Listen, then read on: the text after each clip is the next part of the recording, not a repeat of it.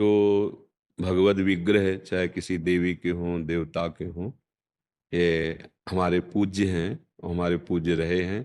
खंडित हो जाने पर भी वो हैं तो हमारे ही प्रभु के ना।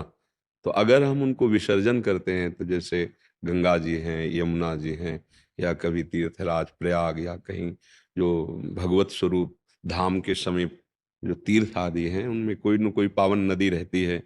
जैसे अयोध्या जी तो सरयू जी विराजमान।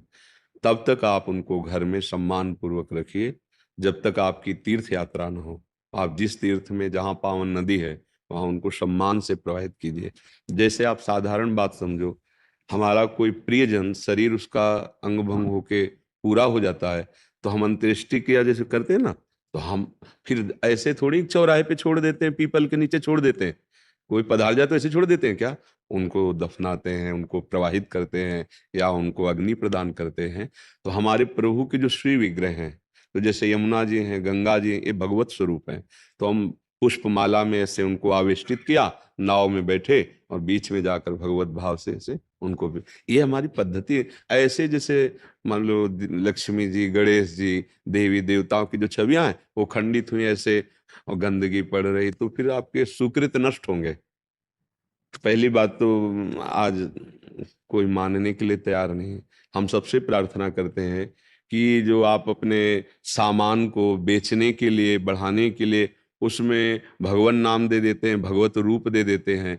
आप कार्ड में, निमंत्रण कार्डों में भगवान की छवियां छाप देते हैं, ये अपराध है। वो ऐसे भगवान की छवियां तिरस्कृत होती हैं। तो वही भगवान तो है जिनको हम सिंहासन में विराजमान किए, वही भगवान की छवियां अपने नाम के साथ पोस्टर में छवियां छपा दी। पोस्टर लगा, प्रोग्राम खत्म हुआ, फाड़ फाड़ के लोग फेंक दिए, नालियों में पड़े। इसी से बुद्धि भ्रष्ट हो जाती है। भ्रष्ट का मतलब जो हम सतमार्ग में आगे बढ़ना चाहते हैं उसमें बुद्धि नहीं और राजी हो जाती है, मान सम्मान, रुपया पैसा, भोग वासना। तो हमें तो यही लगता है कि सब ये प्रार्थना स्वीकार करें कि छवियों का पहले आदर करना सीखो।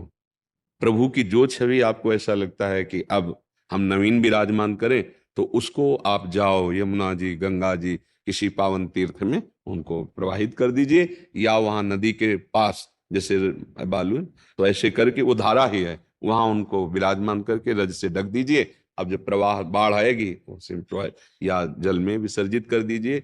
जैसा जैसा भाव बन पावे। पवित्र कोई सरोवर है उसके आसपास उनको ऐसे, मतलब अब वो अब प्रगट में कोई जीव तिरस्कार करे।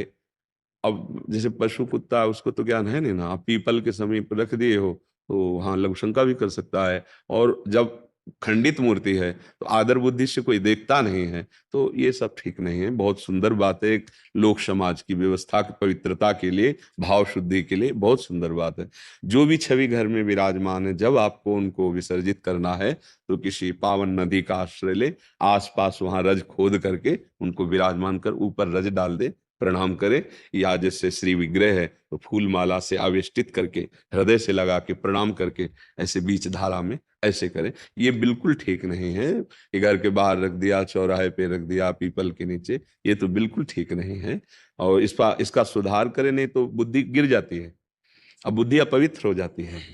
बुद्धि को अपवित्र होने में देर नहीं लगे। और अच्छा, ड्राइवर नशे में हो जाए ना तो पूरी गाड़ी चौपट हो जाती है। जिंदगी बहुत अमूल्य है और हमारी बुद्धि खराब होती चली जा रही है। बिल्कुल फ्री में प्राण दे रहे हैं लोग, फ्री में गाड़ियों को ऐसे चला रहे हैं, बिगड़ा बिगड़ मर गए। अब नशा पिए हैं, औरों को मारते हुए खुद मर, क्या हो रहा है? बुद्धि खराब हो रही ना। पूरा जीवन, इतना अमूल्य जीवन है मनुष्य जीवन। वो बुद्धि पवित्र नहीं इसलिए आपको नहीं लग रहा, एक एक सेकंड अमूल्य जीवन है। राधा राधा राधा राधा, सार्थक कर लो जीवन। बुद्धि पवित्र रहेगी तो संसार का व्यवहार, परमार्थ का परम लक्ष्य, ये सब बन जाएगा। बुद्धि खराब हो रही है, जरा सा बात बिगड़ी, गुस्सा आ गई, जरा सा लोभ, दूसरे की हिंसा कर दी, जरा सा लोभ, जरा जरा सी बात में एक दूसरे के प्राण लेने पर उतारू हो जाए, ये बुद्धि है। कोई बात नहीं, अगर तुम्हारा थोड़ा कोई अहित कर रहा है, भगवान देखेगा। अपना जीवन बचाओ, उसका बचाओ। अभी लाभ हानि में बदल गया है, आगे हानि भी लाभ रूप हो जाएगी। जीवन बहुत अमूल्य है, उसको छोटी मोटी बातों में पर वो बुद्धि खराब हो जाती है ना। तो इसलिए हर कार्य शास्त्र सम्मत किया जाए, तो उससे भगवान की कृपा से जीवन, हम कह रहे भगवत प्राप्ति छोड़ो, कम से कम चैन से जीने लायक तो बुद्धि हो जाए। आज हमारी बुद्धि चैन से जीने लायक नहीं है, ऐसे गंदे आचरण करा देती है।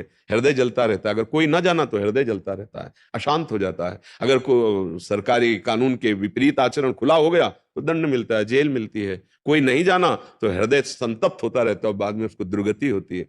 बुद्धि ठीक होना चाहिए, बुद्धि ठीक कर सकता है भगवान का नाम।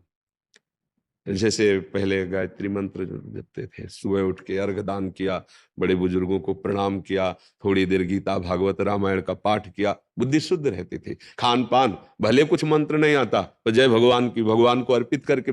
अब देखो क्या तरीका आ गया है, जूता पहने, ना स्नान किया है, ना पवित्रता का बोध, बस पशु की तरह पेट भरना है, इन किन प्रकार धन कमाना है और वासनाओं का खेल खेलना है, ये जीवन रह गया है। तो बहुत सुंदर बात है। प्रभु देखो, मानी संख्या से सवाल हल हो जाता है। स्कूल में जब थे तो मानी संख्या से सवाल, ये संसार का सवाल हल हो जाएगा, मानी संख्या। हमने माना ही हमारे भगवान है, मान लिया। कहीं भी मान लो, कहीं भी मान लो, छूट है। आप किसी में भी मान लो, हमारा ये तो धर्म की महानता है। आप किसी पशु में मान लो, किसी वृक्ष में मान लो, आप किसी ईंट पत्थर में मान लो, क्योंकि हमारे भगवान सर्वत्र है ना। मानो तो बस जोर के मान लो, वहीं से भगवान प्रकट हो जाएंगे। बड़े बड़े संतों के चरित्र आते हैं, कह दिया कि ये भगवान है, और भांग का सिलबट्टा था धन्ना जाट को, वो मान लिए, गुरुदेव ने कहा ये भगवान, उसी में भगवान श्याम सुंदर के दर्शन हो गए। प्रहलाद जी को नारद जी ने कहा था सर्वत्र भगवान है, ऐसा अनुभव करो, खंबे से नरसिंह भगवान प्रकट हो गए। मान लो। अब हम लोग क्या करते कि अब जैसे छवि लाए, बिगड़ गई तो फुटपाथ, तो तुमने क्या माना था? क्या तुम किसी अपने प्रिय के साथ ऐसा बर्ताव करोगे क्या? तो तुमने छवि माना, तो उनको प्रभु नहीं माने। अगर प्रभु माने होते तो ऐसे कैसे कर सकते हो? अपने पूज्य जनों का हम कैसे संस्कार करते हैं? तो मानो छवि है, अब वो तो हम दूसरे रूप में विराजमान करते हैं उनको पवित्र स्थानों में।